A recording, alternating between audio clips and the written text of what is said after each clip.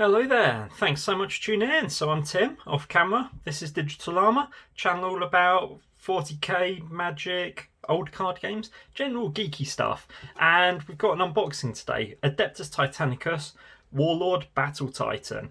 So this is super exciting. This is a hefty bit of kit for AT. This is the version that comes with the Plasma Annihilator and Power Claw. I went for this version over the volcano cannons and apocalypse missile launchers, because that's what my local game store had in stock. So today we're going to be unboxing this beast of a kit. Doesn't all fit in frame, to be honest, so it's going to be fun. And that's what the back looks like, so that is actual size of what it's going to, how tall it's going to be. So yeah, taller than a Dreadnought, slightly smaller than a 40k Knight, I guess. I think we get choices of heads. And yeah, it looks really cool. We get a little transfer sheet. That paint scheme looks really cool. I'm not going to be painting it up in that scheme, but what we'll do is we'll get the shrink wrap off and then we'll have a look at the sprues. Cool, so shrink wrap's off. I've made an edit there because no one likes to see someone struggling with with pulling shrink wrap off a box for 5 minutes in a video. That's not what we're here to see. Oh, so it comes in a tray. Very fancy.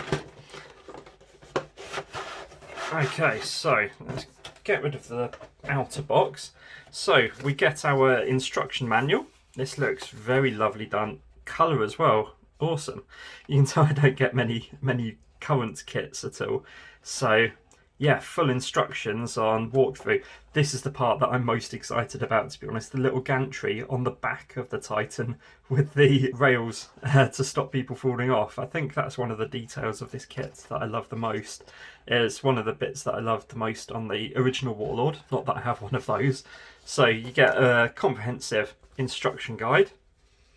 And then I believe it comes in 3 sprues. So this unboxing is not particularly cutting edge. Obviously this kit's been out for a while.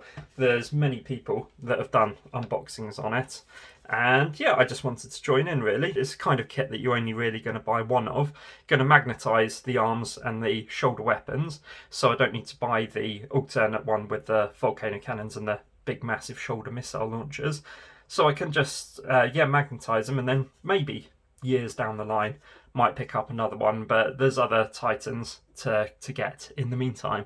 So we get a transfer sheet. It's got a few Legios at the bottom, none of which are the Legio that I want to be doing, which is, I want to say Pegasus, but it's not, Praesagius or something like that. Basically the white and blue ones that are tied to the Ultramar system, really. So yeah, some of those, the more generic sort of Adeptus Titanicus ones will come in handy. We get the big round oval, not round, base to put it on, and then the sprues, the beautiful sprues. So we'll get those out of the way and we'll look at one at a time. So this one looks like it is the carapace sections. So we get plain versions, we get Heresy aligned, Horus aligned traitor panels, we get Titan Legion panels. That's pretty cool with a spiky, almost sort of like Proto-Aquila looking thing. Let's move that in so that you can see those bits. So that's looking really cool. Then over here, I believe that these are leg armor panels. That one definitely is. And yeah, all the tiny little bits to cover over the pistons and things like that. So you don't get too much of an option in terms of decoration on those parts. Turning it round, we get more of the same, so one for each leg, naturally. And then we get some more funky bits. So we get some, I believe that they're to go on the shoulders, possibly. And we get some shielding. We get a couple of those bits, and then that runs along the top from sort of head to back of the model, where the shield generators run along the side of it. I want to say, just making sure that I'm probably getting a lot of this terminology wrong. It's been a long time since I've actually looked at the rules and things like that, or read any heresy details, so a little bit rusty on the what things are. So this sprue is the weapons sprue, so let's just pop that down there. And yeah, this is packed with stuff. We got a few more bits and pieces in terms of sort of carapace plating. We got the massive Plasma Annihilator guns, cannons. So yeah, I'm not sure why we've got 2 of those. I guess you could double arm them. It's all going to be magnetised, so that's pretty cool. We got the shoulder joints all along here. We've got the on the top mounted guns. I just said shoulder, so I don't want to say shoulder as well. So those are the arm joints. That's for the shoulders.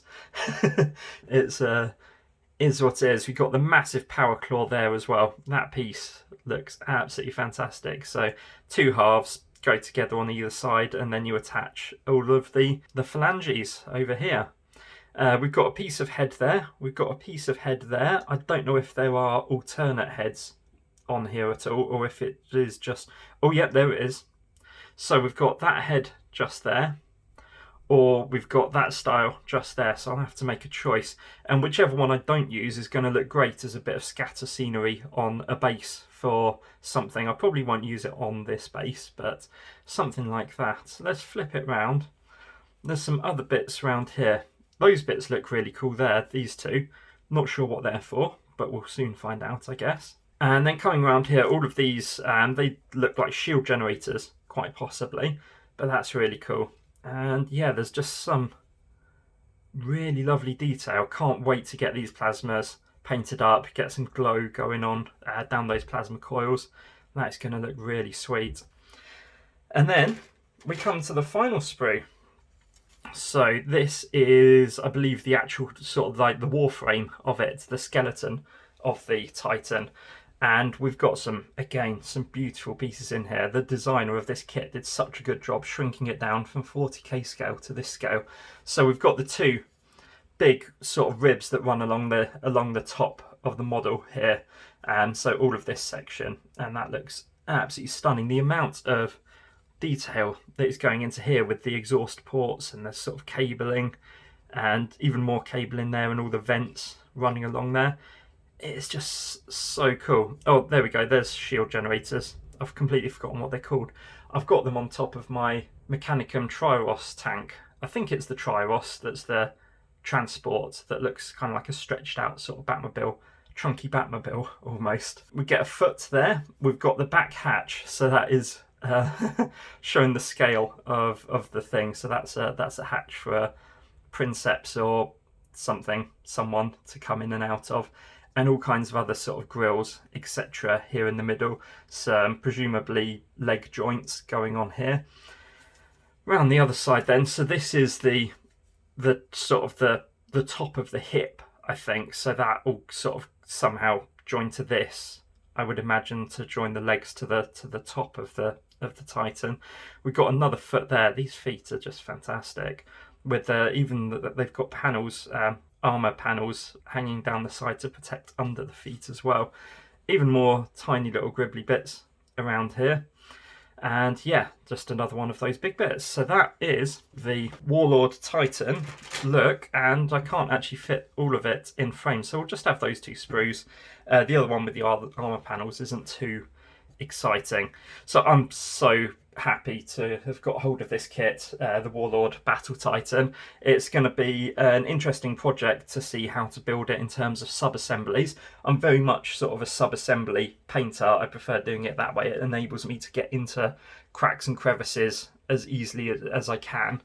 I bought this because I'm nearly finished my previous Titanicus project, which was I bought the £20, the little Cerastus Knight kit, and you can see it's sort of on the go, so I'd need to do the Nuln Oil wash over the silver frame and then start picking out some of the armor panels. This is going to be House Vornher, so it's going to be a red and yellow scheme. What I have finished though, and I'm not sure if the camera's picking it out, is the basing.